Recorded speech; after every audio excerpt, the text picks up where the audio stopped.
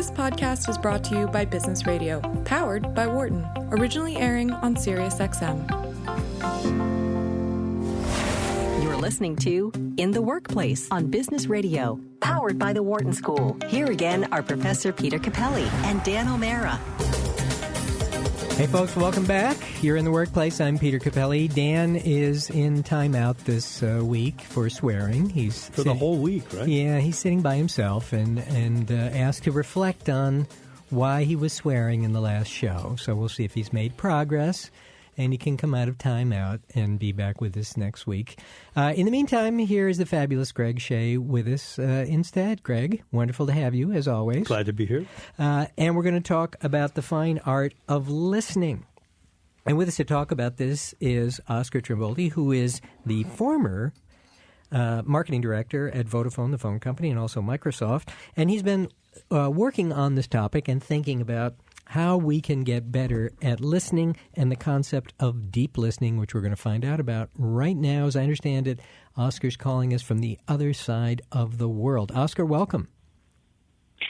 G'day, Peter. Yeah, calling from winter in Sydney, Australia. And I understand it's really early in the morning there and really cold. Is that right? Yeah, we've got a good classic winter's day, nothing like you get in around Wharton. We don't get much snow where we are. We're along the coastline, so a bad winter here is a good spring day for you. Don't gloat, Oscar. Well, I'm super mindful not to swear all of a sudden. Yeah, I don't right. want to be hit by the Gian in the control room and the electric vibrations coming down the line here. Oh, we're really serious about this stuff. Absolutely. So, Oscar, tell us, maybe just to get us down the path here a little bit, of what deep listening is about, and maybe just a little bit, maybe in context here, about why we ought to care about listening at all, I guess, first. Yeah. For most of us in the workplace, we spend 55% of our day listening. Managers are spending 63% of the day listening. Really? 83% of your day listening if you're an exec. Really? No kidding. It goes up the higher up you go. It goes higher up you go, the more time you spend listening. But here's the killer stat. 2% of people have been trained in how to listen. Yeah. You were taught math at school. You were taught a language. You were taught geography. You were taught science. But none of us were taught how to listen, and we've spent the 20th century learning how to speak effectively, how to speak with influence, how to speak with impact and power. Everybody tells me they're still really, really busy, and the most counterintuitive thing I think everybody can focus on in the 21st century, the 21st century leadership hack is learning how to listen, because you spend so much more of your day doing it than anything else. We've done some. I just want to ask you about the hierarchy, though. I'm quite surprised. I think maybe other folks might be too, to find that the further up the organization chart you go, the more times you spend listening. Can you give us a little insight as to why that is? I think a lot of people would think it's the other way around, that when you get to the top, everybody's listening to you all the time. Yeah, well, I'd say that's a great example of one of the listening myths.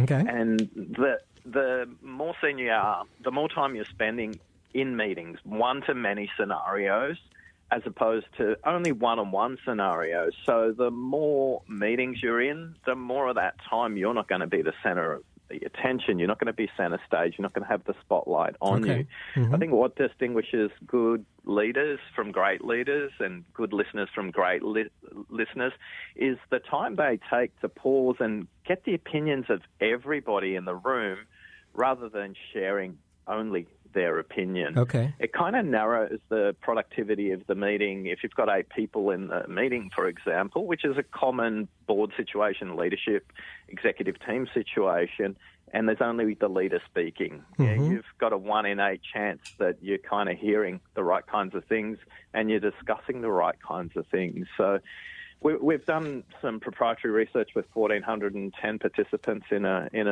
3-year longitudinal study. So that was one of the things that surprised us also, Peter.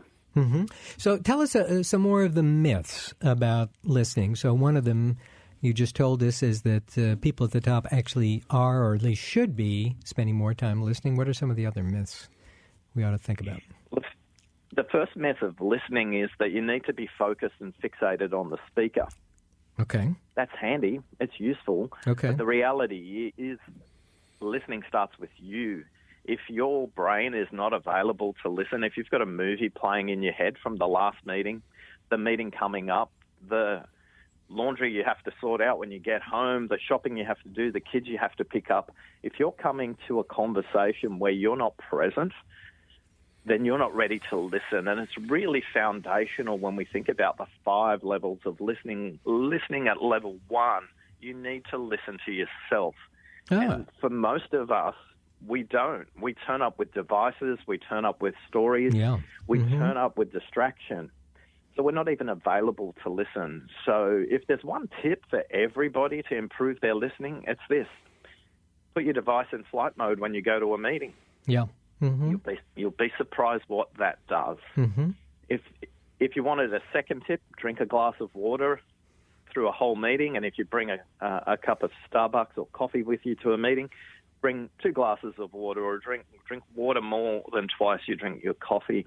And then the final one is breathing. Most of us aren't paying attention to our breathing, and research out of Canada shows us that the deeper you breathe, the deeper you listen. Most of us listen in black and white, and the 5 levels of listening help us to listen in color.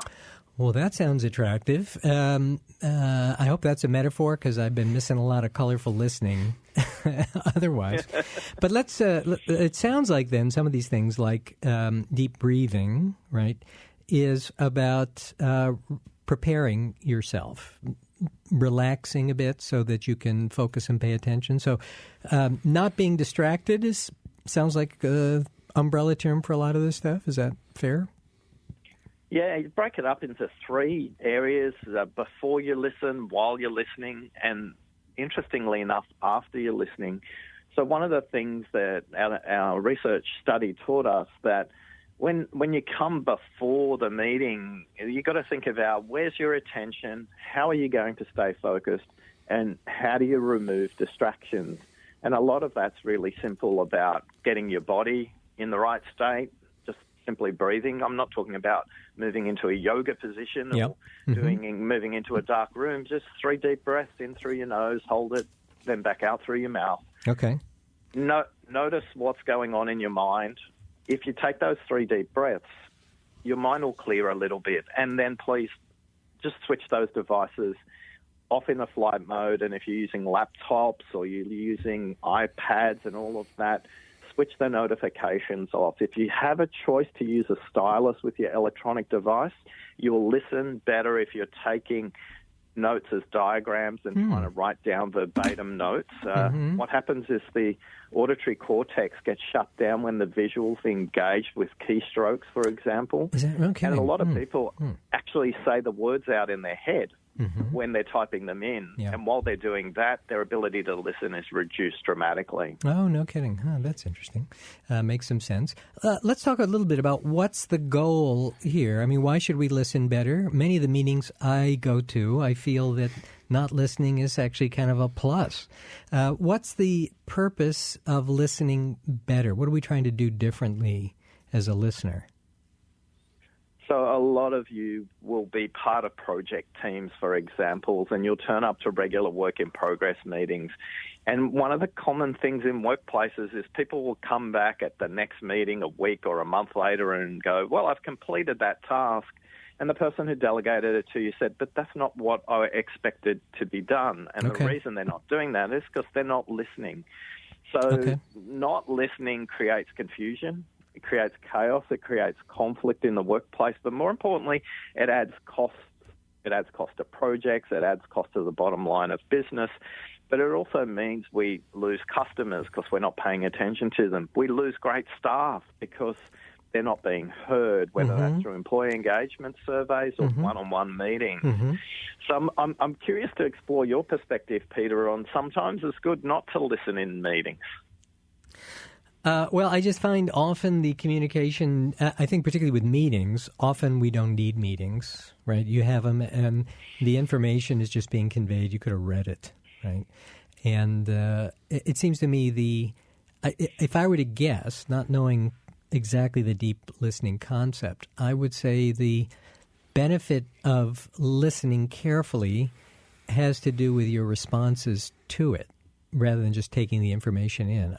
I'd say, Yeah, a typical good meeting, if somebody's actually in charge of the meeting, is paying attention, it shouldn't be that hard to take the information in. But crafting your response to it, might require some really careful listening, right? Yeah, and you've beautifully role modeled 2 of the 4 villains of listening that came through our research. Ooh, one of those good, I'm a villains villain. Yay.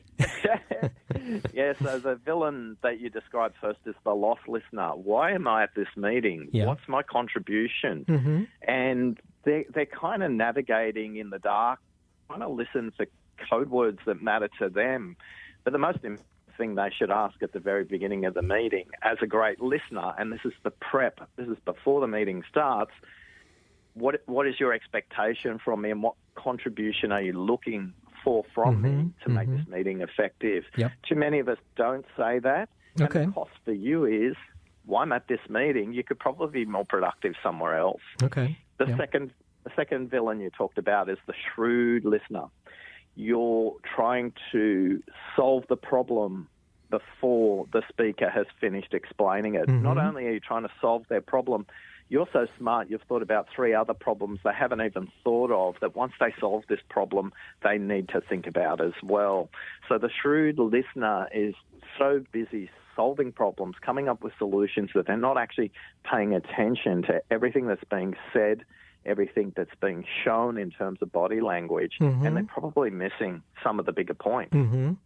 So how do we, that makes certainly makes sense, how do we become better listeners then? What do we do? And what does deep listening differ from regular listening? For a lot of us, again, we're not even conscious of what good or great listening is. So deep listening is the consciousness to hear what's not said. One of the highest levels of listening at level 4 is listening for what's unsaid. If we think about this math, Peter, the math is really simple. I can speak at 125 to 150 words a minute. Unless I'm auctioning cattle or calling a horse race, I can get up to 200 words a minute. But I can think, on average, 900 words a minute. So the likelihood the first thing I say is a well-rounded articulation of everything I'm thinking about on this topic, 1 in 9 chance or 11%. So I don't know about you, Peter, but if I went to a surgeon and the surgeon gave me an 11% chance of surviving surgery, I'd get a second opinion. But in most conversations, we listen to what's said and we don't go and explore the other 750 words, and some magic code words show up. If you ask the question, tell me more, what you'll notice is people going, you know what I actually should have told you was, or now thinking about it a little bit longer, the most important thing I should say is, or they'll use the words, well, actually, and what they're doing is they're drawing those unsaid words out of their mind and actually speaking them. So the difference between active listening or regular listening is just listening to what's said. Deep listening is spending a little bit more time to explore what's unsaid, because then you're helping the speaker to discover what they actually mean. Okay. And this is a level of thinking and listening that most people aren't conscious of, and yet great leaders who do this start to discover markets that don't exist, start to explore opportunities with partnerships and distribution models that they haven't considered before, just because they ask the question, tell me more. So thinking about people who do this really well, it sounds like a really good interrogator, right? Might be somebody who you would think is really good at this, because it sounds like it's not just the listening, it is the drawing out that is part of what you mean by deep listening, yeah? So it's drawing out the speaker a bit. Drawing them out. And I've had the chance to interview a couple of hostage negotiators and an FBI negotiator as well as part of this research. And one of the things they point out is the use of silence. Silence is really critical in helping the speaker understand what they're thinking about. It's not something we do well in the West. We call it a pregnant pause. It's called awkward when we use silence. But in the East, in high-context societies, Japan, China, Korea, some of the ancient societies like the Inuit, the Australian Aborigines, all of these people use silence really well. And I think great listeners also are comfortable with silence for them and for the person that they're listening to. So whether it's a high court judge, a journalist, as you mentioned, an FBI hostage negotiator, it could be a market researcher, but critically, Peter, I think it's for leaders in the workplace. The multiplication impact, if you got all the great thoughts of your organisation from people on the production line in a pharmaceutical organisation or a contact centre in a financial services organisation, if you could harness what they're hearing and bring that back into a way that you could explore new opportunities and new markets in competitive fields, deep listening then has an impact beyond words. I was just thinking about this in radio. We call silence dead air. It's sort of a bad thing. But I was thinking about something I remember at the Jimmy Carter Presidential Library, where he had his notes for the Camp David mediation between Egypt and Israel. And he had a little sticky note to himself, and the note said, "Sometimes it helps just to stare at them." Which is your point about silence, right? In that case, I think the point of silence was to create discomfort on their part, to make them talk. Is there another reason how else might you use silence? Is there any other good reasons for having that break, that silence in conversation? Yeah, so silence can be used to create tension. It can also be used to create transition, where we've moved from one topic to another. And you might simply pose to the group, hey, given we've discussed this, just take a moment and think about what that means for you. And just simply using 30 to 60 seconds in that context, silence as a transition, helps them progress their idea and interpret it about what it means for them and what they're going to do next with it to make progress. So, yes, in the West, silence creates tension. In the East, silence creates transformation. So another piece about silence I'd add would be if somebody's really said something of note or of particular consequence to them, especially personally, silence can be a form of respect for the fact that they have said that. And the airwaves shouldn't be crowded by the fact of somebody else rushing in to say something about that. I wanted to ask you about Socrates. So, and the Socratic method, and how you would think about that in terms of your, deep listening, without trying to draw on distant memories that people have of the Socratic dialogue. Or would you say that kind of questioning, that kind of attention, which is attending to the person who's talking, but then really asking them a question that's designed to push them in their understanding of what they just said. So I just wondered how any of that fit into how you thought about deep listening. So can I just maybe add to what Greg's saying? You can add whatever you want. Yeah, thank you. Right, because I have a microphone here. Right. I think what Greg, if I could rephrase and see if I've got what Greg is saying. Interpretive? Yes, I'm interpreting. Is this another way of saying how can we help the speaker be better at what they're trying to do, I suppose, right? I think that's what I thought. But anyway, Peter, great points both. And what a great listener is actually like a writing editor.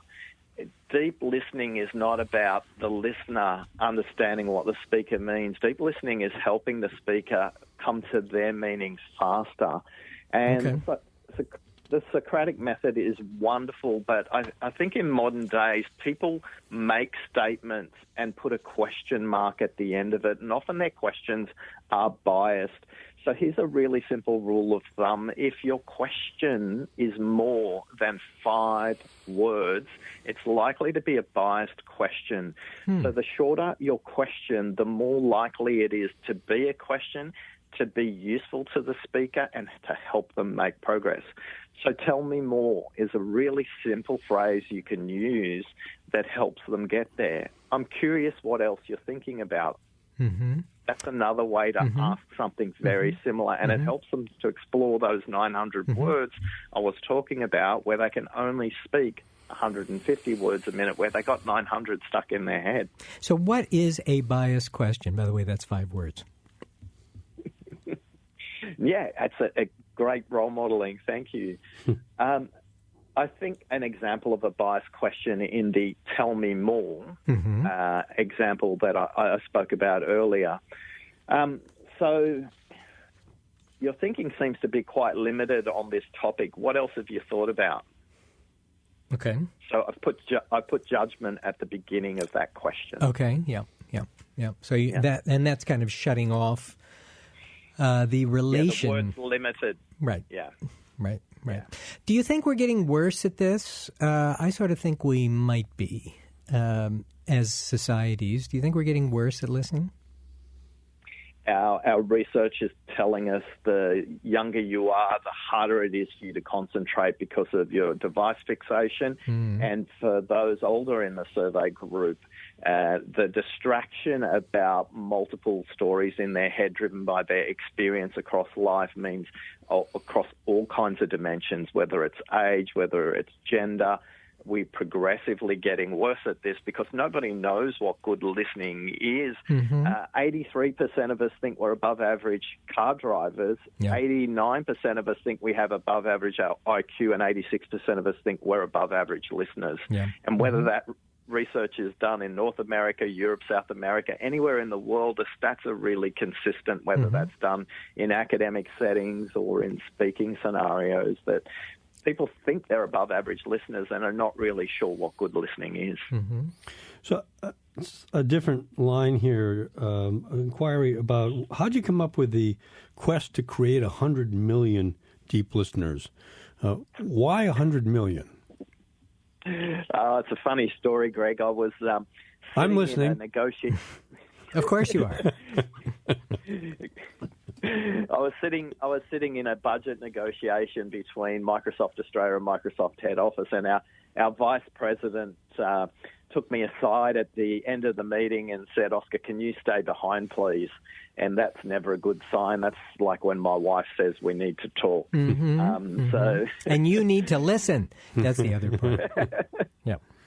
Yeah, here's a tip on that topic, Peter. Women listen to feel and men listen to fix. So men, stop fixing your women. They're not broken. But back to that boardroom at Microsoft. So Tracy, the vice president, took me aside at the end of the meeting and said, at the 25-minute mark, did you notice what you did? And I went, "No, Tracy, what did I do?" She said, "You completely transformed the meeting." And the meeting was a really tense meeting because we were given budgets that we thought were completely unrealistic. We thought the budgets were completely out of kilter with the local economic conditions. But in that moment, I just paused and I asked the room can we reorientate ourselves on our purpose for the rest of this meeting? And she said it was a great example of a listening question. She asked me, is it possible for you to code how you listen? And I said, now remember, I'm working at Microsoft, so coding means something very different. Of course, yeah. And I said, Tracy, do you mean code or code? She said, no, I mean code, Oscar. And I just went, I'm never going to be able to code this. So 4 weeks later, the opposite situation happens. We, as the head office, now need to translate locally our budget requirements into sales quotas for the rest of our organisation, and the opposite tension turns up in the room. This meeting is run by our Chief Operating Officer, who is also our Chief Financial Officer. And at the end of the meeting, Brian said to me, "Can you teach me how to listen like you do?" And I went, "Huh?" And he goes, "The way you did that." And I said, "What was that?" And he explained how I was listening very differently. I didn't think anything of it till many years later, where someone said to me, if you could teach the world to listen like you do, you could change the world. And And they said to me, how many listeners do you think you could create before you leave the planet? And I said, I'll come back next month when we have coffee again. And I came back and I said 1 million, and they laughed at me and said, add a zero. And I just went, there's no way I can add a zero. Eventually, we get to the stage where the number 100 million, Greg, is a function of the following. If you can move 2% of a market, you can create a change that sustains itself across all the different modalities of the distribution curve of adoption. So if I can get 2% of the earth to listen differently, that will create a change where the rest of the world in the next generation will listen differently. So that's the quest for 100 million deep listeners. I am in the process of trying to code it. Okay, yeah, good. It seems to me, thinking about this a little bit, that the demand for becoming a better listener is sort of the constraint. I think so many people believe that it shouldn't be their problem.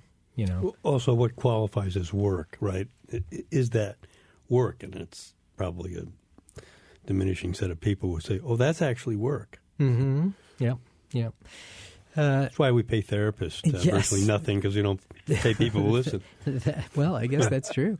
And I think this is why I'm so surprised that people at the top of organizations are spending more time listening, or should be, because I think there's a sort of a belief that we should be telling and you should be listening, and it's kind of and I think that's a huge fallacy of leadership. Yeah, if you spend time with exceptional leaders, one of the things they have a magnificent radar to hear what's not said. They're able to sense in the room, maybe there's a tension in the room, or there's even worse, apathy in the room. Yeah. And they're able to draw out of the room and listen to the group in a way that helps the group make sense of the journey they're on. Yeah.